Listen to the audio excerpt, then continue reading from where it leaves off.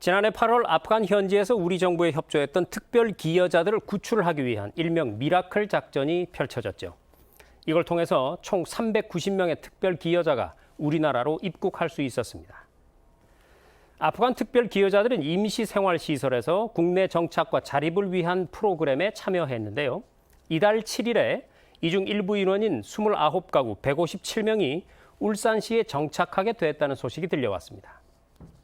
그리고 9일에는 마지막으로 남아있던 7가구 40명이 임시생활시설에서 퇴소하면서 이 특별 기여자 전원이 지역사회에서의 새 출발을 시작하게 됐는데요.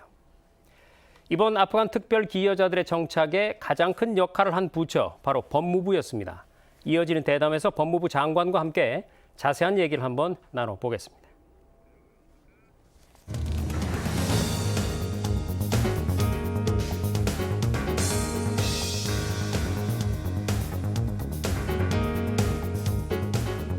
네, 오늘 저희 뉴스룸에 법무부 박범계 장관 초대했습니다. 장관님 어서 오십시오. 네, 반갑습니다. 네, 작년 8월이었죠. 아프간에서 펼쳐진 미라클 작전 통해서 아프가니스탄 특별 기여자들이 들어왔는데 울산시에 정착을 했다고요? 네. 먼저 이 정착하기까지의 과정 한번 짚어주시죠.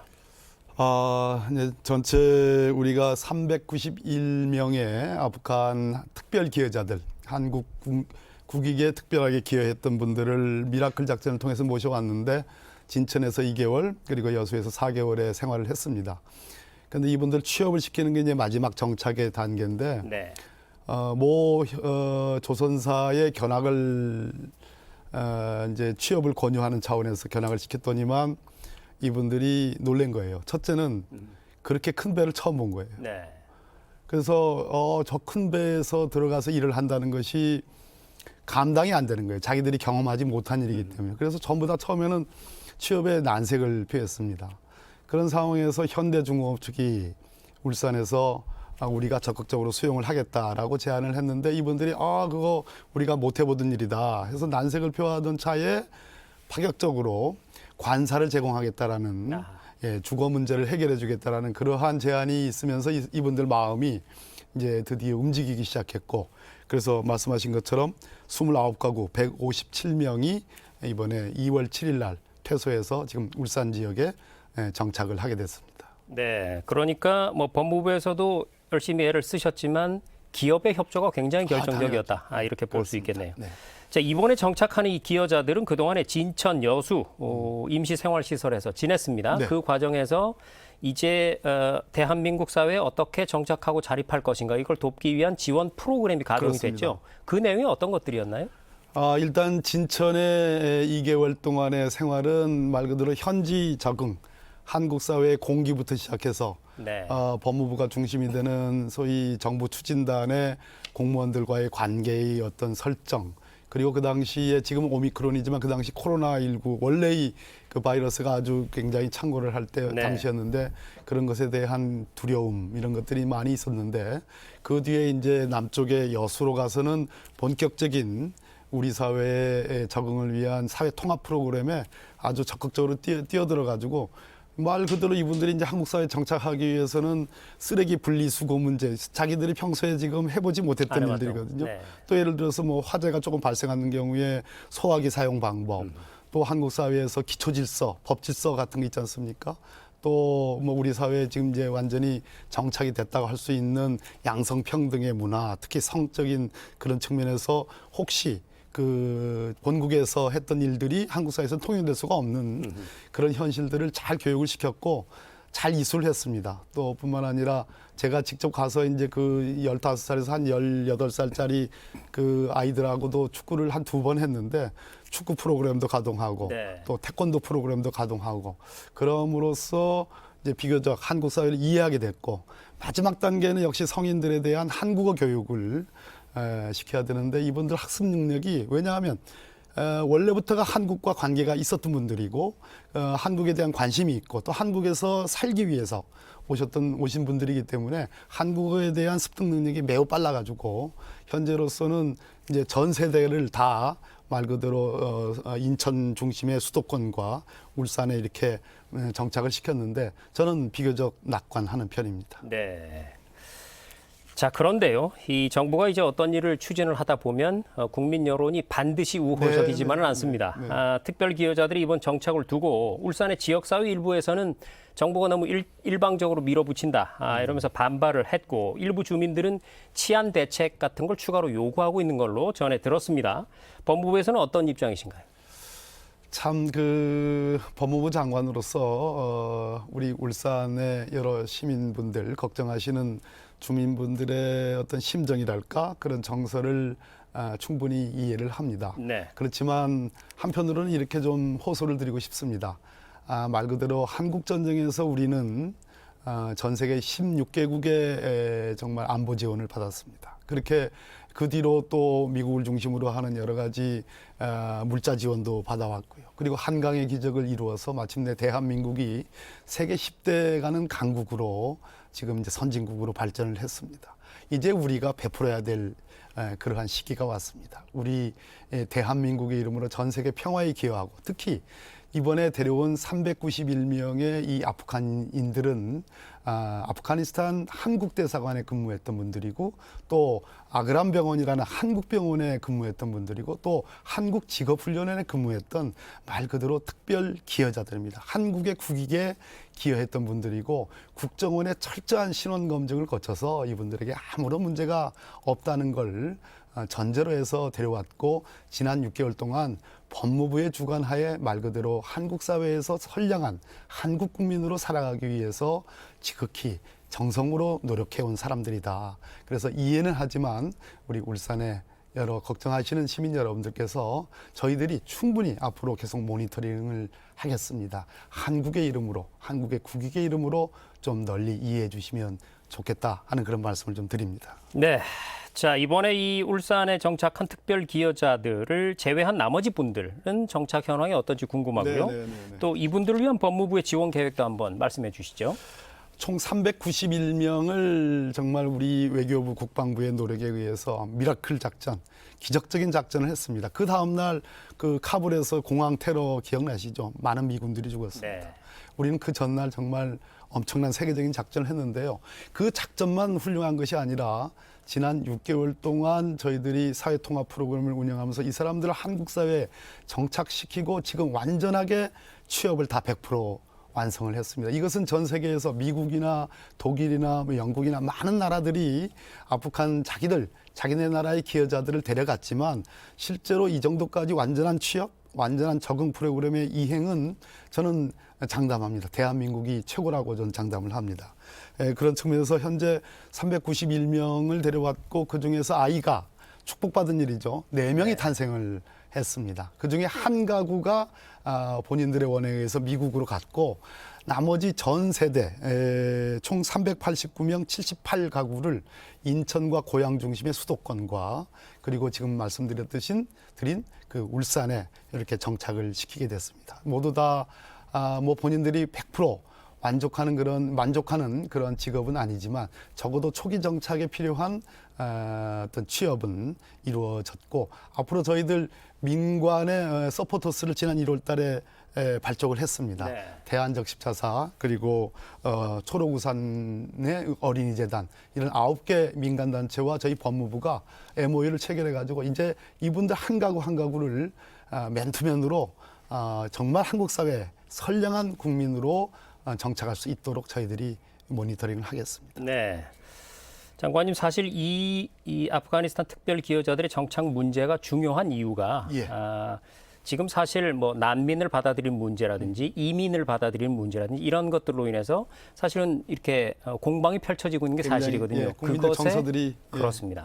그것의 어떤 시금석이 될 수 있기 바로 때문에 그겁니다. 아까도 장관님이 강조하셨듯이 지속적인 모니터링을 통해서 실제로 이분들이 대한민국의 일원으로 잘 정착해가고 있다. 특별한 사고 없이 맞습니다. 이런 부분들을 국민들에게 잘 보여주시는 게 앞으로 중요하지 않을까 이런 생각이 듭니다. 절대적으로 명심하고 이번에 단기적으로 이렇게 일회적으로 그렇게 끝내지 않겠다. 그런 각오의 말씀을 올리겠습니다. 네, 잘 알겠습니다. 그럼 나오신 김에 이제 다른 법무 현안도 좀 여쭤보겠습니다. 문재인 정부의 핵심 공약 중에 하나였죠. 이 수사권 개혁의 가장 중심이 되는 기관이 바로 법무부였습니다. 공수처라고 불리는 이제 고위공직자 수사범죄처, 범죄수사처 신설이라든지 상당히 많은 변화가 있었는데 그동안의 성과를 한번 정리를 해 주실까요? 성과와 한계까지도 제가 네. 말씀을 좀 드리겠습니다. 수사권 개혁이 문재인 정부에 와서 이루어졌습니다. 말 그대로 과거에 검사와 사법경찰관의 관계는 지휘복종 관계, 지휘관계였습니다. 그러나 지금은 대등 협력 관계가 됐습니다. 그런 측면에서 이제 법무부 검찰의 역할도 중요하지만 우리나라 14만 명의 경찰관들을 거느리고 있는 경찰청의 역할은 더 중요합니다. 네. 따라서 저는 수사권 개혁이 이루어진 현재 경찰의 개혁도 함께 이루어져야 된다. 특히 사법경찰과 행정경찰의 분리, 또 수사와 정보의 분리, 또 지방에 지금 이미 시행되고 있는 자치경찰제가 활성화되기를 기대를 합니다. 어찌됐든 이제 검사와 사법경찰관이 유기적 협력 관계가 시작이 됐습니다. 동시에 견제와 통제의 관계도 시작됐습니다. 과거 수사라는 것은 인권 침해적 합법 행정이기 때문에 언제나 감시의 눈을 게을리해서는 안 됩니다. 네. 그래서 우리 검사들에게 제가 강조했던 것은 철저한 사법 통제, 인권 보호가 검사의 최고의 업무다라는 것을 강조를 했고, 그런 측면에서 직제 개편을 통해서 인권 보호부가 만들어지고 그 안에 인권 보호관들의 검사들을 보했습니다. 근데 전체적으로 이 부분에 대한 어떤 통일적이고 체계적인 기능의 어떤 분담이 제대로 되어 있느냐라는 측면에서는 아직은 장관이 볼 때는 부족합니다. 네. 어느 청에서는 아주 우수하게 이루어지고 있지만 어느 청에서는 조금 다르게 움직이는 경향도 있습니다. 이런 측면에서 전체적인 다시 한번 전체적인 기준과 체계성을 한번 잡아봐야 될 필요가 있고요. 또 수사권 개혁을 해놨더니 아시다시피 상당 부분 대부분 범죄, 6대 범죄를 제외한 나머지 범죄는 경찰의 역할과 권한이 됐습니다. 따라서 모든 대부분의 고소와 고발 사건들이 경찰로 집중되고 있습니다. 그러다 보니까 이 수사권 개혁의 일종의 현재로서의 문제점이라고 할까요? 고소고발에 따른 수사의 진행 속도가 과거보다 늦어졌다라는 네. 그러한 비판이 있습니다. 그 점 장관으로서 상당 부분 수용을 합니다.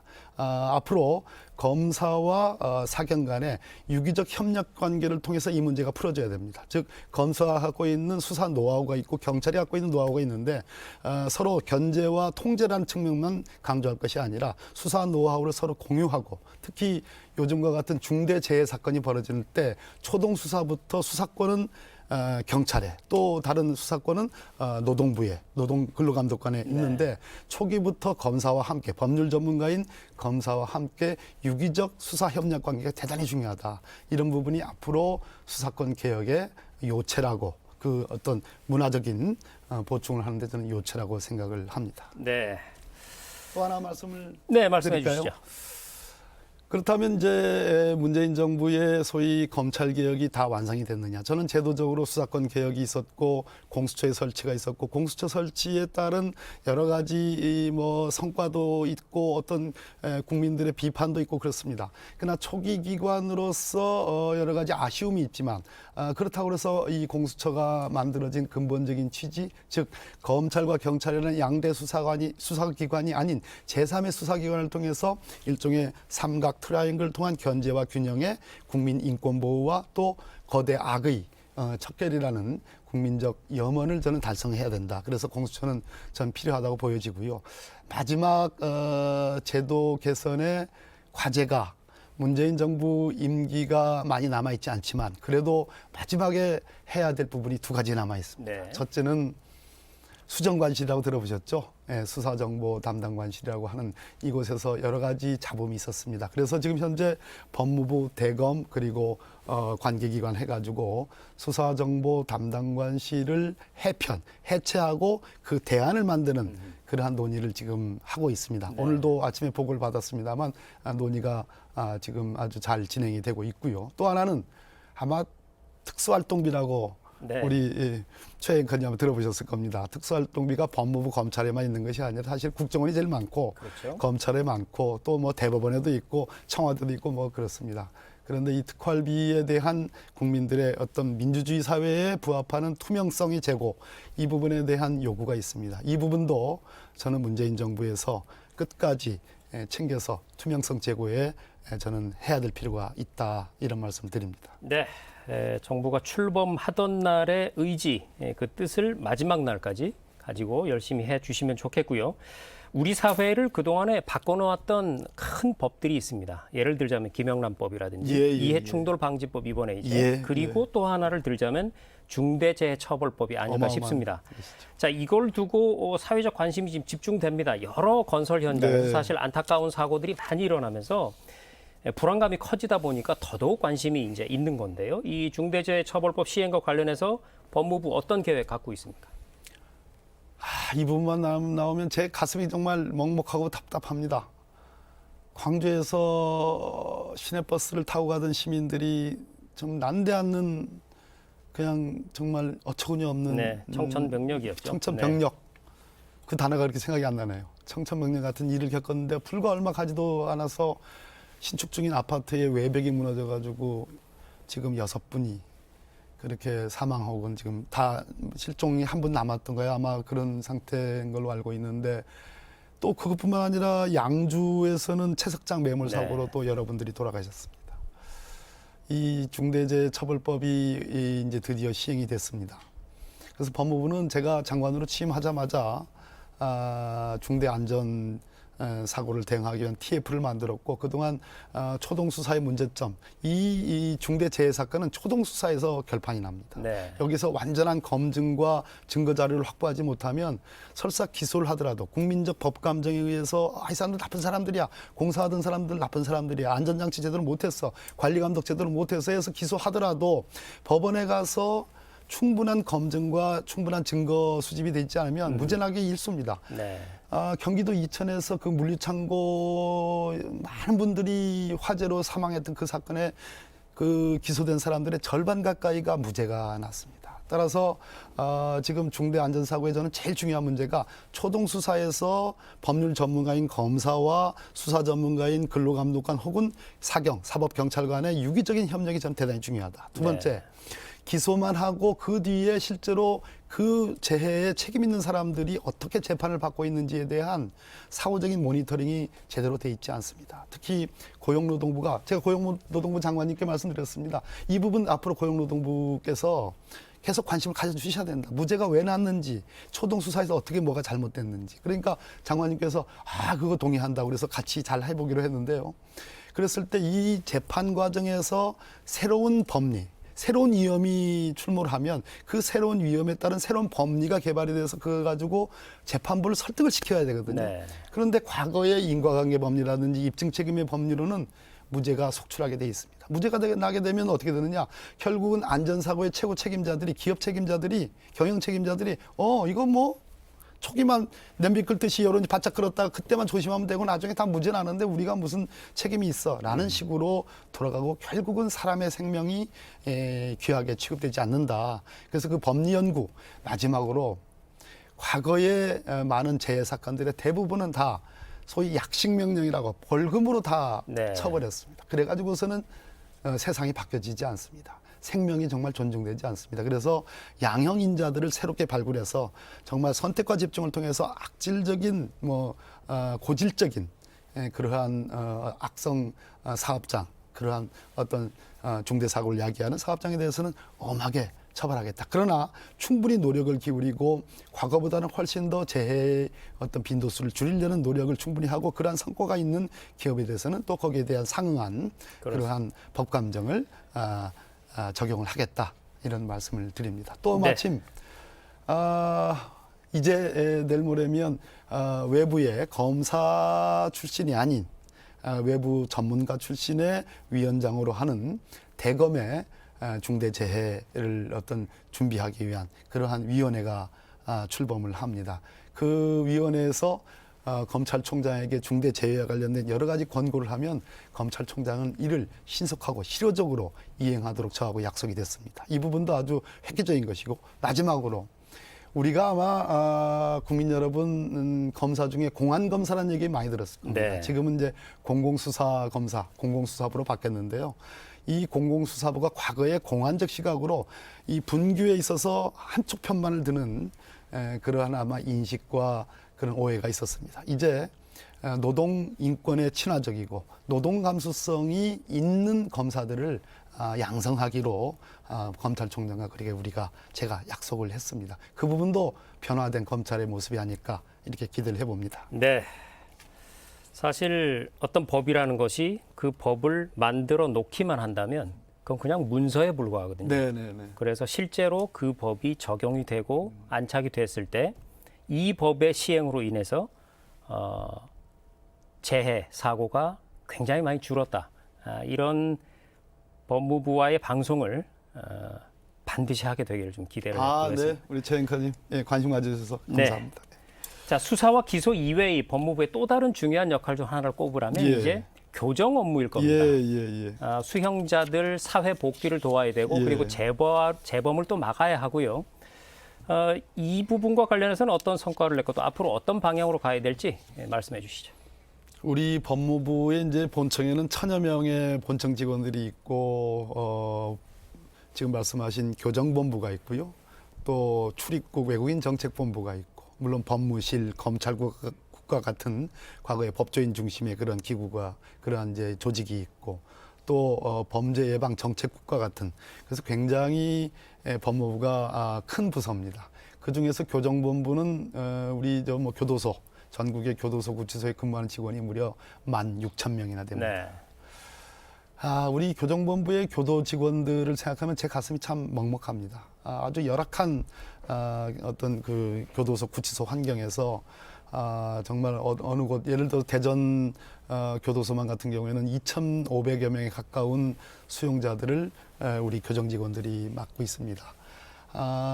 유엔이 권고하는 수용률이라는 게 있는데 우리나라는 교도소와 구치소의 그 양적인 그 어떤 설비가 부족해 가지고 지금 100%를 넘어서 가지고 수용률을 한 지금 106%, 7% 제가 취임해서 많이 줄였습니다. 과거 네. 110%가 넘었습니다.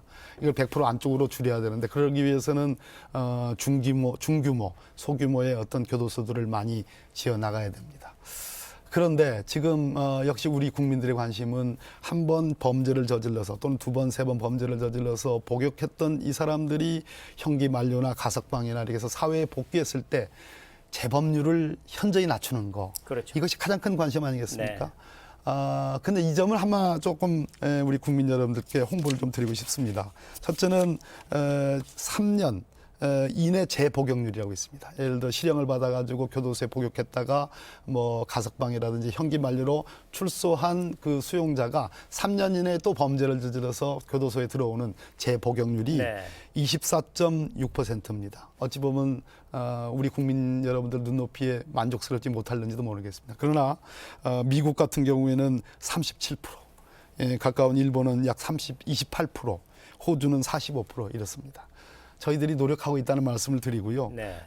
역시 제일 중요한 것은 아주 범죄의 인성이 박혀 있다고 볼 만한 그런 수용자들에 대해서 집중적인 인성 개성의 프로그램을 선택과 집중을 하겠다. 그리고 이 사람들에 대한 인포메이션, 정보를 이 사람들이 출소 후에 이 사람들을 모니터링할 범죄 예방 정책국과 공유하고 필요하면 경찰과도 정보 공유를 통해서 계속적인 모니터링을 하겠다. 두 번째는 역시 이 많은 범죄들이 생계형 범죄가 많습니다. 먹고 살기가 어렵다는 그 핑계를 대서 이제 범죄를 저지르는데 그런 사람들도 꽤 있습니다. 그래서 결국은 역시 취업을 하기 위한 직업훈련을 좀 철저히 하겠다. 제가 가보니까 직업훈련이 잘 되어 있고 직업훈련에 열심히 한 사람들은 돈도 그 안에서 모을 뿐더러 출소 이후에 취업도 돼서 범죄 유혹에 빠지지 않는다. 그래서 1:1 매칭 그런 직업훈련도 하겠다는 말씀드리고 마지막으로는 역시 좋은 그 구치소 교도소 안에서 적응 훈련을 잘 받고 재활 프로그램을 잘 이행한 사람들은 그 안에서 수용도 태도도 좋습니다. 그렇게 네. 되면 아무래도 좋은 등급을 받아가지고 자기 형기를 다 채우지 않고 가석방이 되거든요. 가석방 된 사람들은 역시 보면 재범률이 현저히 낮습니다. 그래서 이 부분에 대해서 정말로 니네들이 근본적으로 개선을 하고 사회에 나가서 건전한 국민으로 살아가겠다라는 그러한 확고한 변화를 보여주면 가석방 제도를 지금보다 더 활성화해서 법의 취지에 맞게끔 그러한 어떤 이점을 주도록 하겠다. 뭐 이런 것들이 제 정책의 골자가 되겠습니다. 네, 잘 알겠습니다. 사실 아까 그 중대재해처벌법도 그렇고 지금 이 교정 업무도 그렇고 뭐 당연히 법무부에서 추상 같은 처벌이 중요하죠. 네. 중요하지만 그 어떻게 보면 그거보다 더 중요한 것이 중대재해처벌법 같은 경우에 아예 사고를 예방하는 것. 그렇습니다. 그래서 아마 법무부에서 중소기업이나 이런 곳들을 위해서는 컨설팅이나 이런 지원을 하고 있는 걸로 알고 당연하고요. 있습니다. 네. 그리고 또 재범 방지를 위한 교화. 네, 이게 네, 또 예방만큼 중요하지 않겠습니까? 앞으로도 남은 기간 동안 최선을 다해 주시면 고맙겠습니다. 네. 네, 지금까지 법무부의 박범계 장관과 함께 법무 현안들 자세히 알아봤습니다. 장관님 오늘 말씀 고맙습니다. 네, 반갑습니다.